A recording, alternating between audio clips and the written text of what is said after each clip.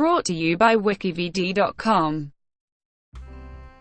National Enquirer. The National Enquirer is an American supermarket tabloid published by American Media Inc. Founded in 1926, the tabloid has gone through a number of changes over the years. The Enquirer openly acknowledges that it will pay sources for tips, a practice generally disapproved of by the mainstream press. The tabloid has struggled with declining circulation figures because of competition from glossy tabloid publications. In May 2014, American media announced a decision to shift the headquarters of the National Enquirer from Florida, where it had been located since 1971, back to New York City, where it originally began as the New York Enquirer in 1926. 1926–1990s. In 1926, William Griffin, a protégé of William Randolph Hearst, founded the paper as the New York Evening Enquirer, a Sunday afternoon broadsheet newspaper distributed throughout New York City, using money lent to Griffin by Hearst. As partial payment of his loan, Hearst asked Griffin to use the Enquirer as a proving ground for new ideas. Hearst took the ideas that worked in his successful publications, the less successful ideas stayed with the Enquirer, and as a result the Enquirer sales never soared. During the 1930s and 1940s, it became a voice for isolationism and pro-fascist propaganda. The paper was indicted along with Griffin under the Smith Act for sedition by a grand jury in 1942. For subverting the morale of U.S. troops through Griffin's editorials against U.S. military involvement in World War II. The charges were later dropped. By 1952, the paper's circulation had fallen to 17,000 copies a week, and it was purchased by Generoso Pope Jr., the son of Generoso Pope, the founder of Il Progresso, New York's Italian-language daily newspaper. It has been alleged that mafia boss Frank Costello provided Pope the money for the purchase in exchange for the Enquirer's promise to list lottery numbers and to refrain from all mention of mafia activities. In 1953, Pope revamped the format from a broadsheet to a sensationalist tabloid. The paper's editorial content became so salacious that Griffin was forced by the mayor, Robert F. Wagner Jr., to resign from the city's Board of Higher Education in 1954. In 1957, Pope changed the name of the newspaper to the National Enquirer and changed its scope to national stories of sex and scandal. Pope worked tirelessly in the 1950s and 1960s to increase the circulation and broaden the tabloid's appeal. In the late 1950s and through most of the 1960s, the Enquirer was known for its gory and unsettling headlines and stories such as, "I cut out her heart and stomped on it," and "Mom boiled her baby and ate her." At this time the paper was sold on newsstands and in drugstores only.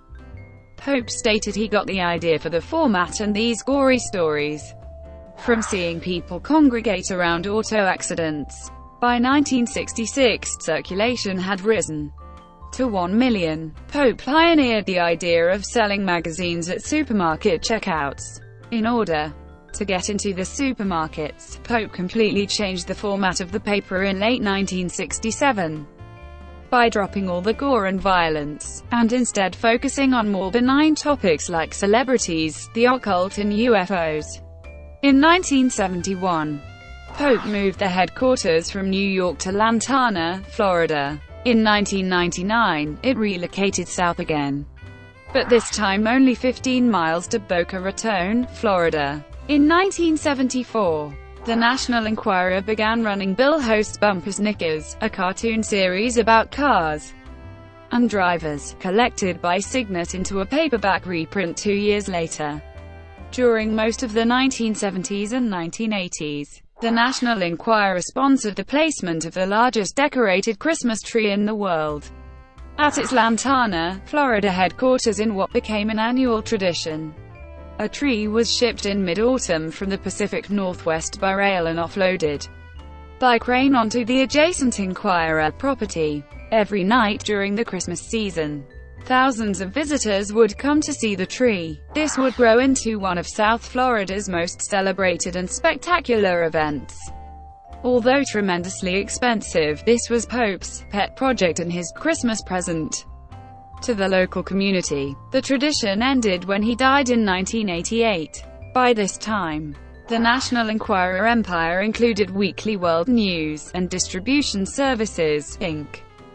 The surviving owners, including Pope's widow, Lois, sold the company to a partnership of McFadden Publishing and Boston Ventures for $412 million. Soon after, the company bought the Enquirer's main competition, The Star, from Rupert Murdoch. The combined interests were controlled by a newly formed company, American Media Inc. John Edwards' story. In August 2008, in an interview with ABC News, former presidential candidate John Edwards admitted having an extramarital affair with Rielle Hunter, but denied fathering her child. Edwards had earlier made false denials of the affair, which was first reported on in the Enquirer. In October 2007, the Enquirer ran a story about the 2006 affair with Hunter, a filmmaker hired by the Edwards political team, although Edwards dismissed the story as completely untrue, ridiculous and false. In July 2008, the Enquirer ran an article claiming to have caught the former North Carolina senator visiting Hunter and their alleged illegitimate child at a hotel in Los Angeles. Fox News interviewed an unnamed security guard who claimed to have witnessed a confrontation between Edwards and the Enquirer staff members. In 2010, there was some speculation that the Enquirer might receive a Pulitzer Prize for its investigation of Edwards. Donald Trump said that the Enquirer should be respected for its investigation, and questioned why the tabloid was not given the award.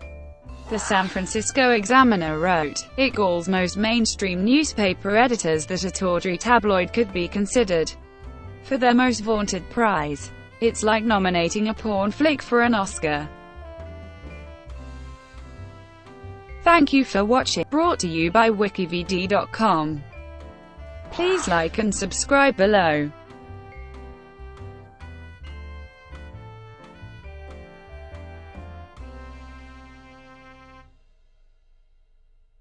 Please like and subscribe below.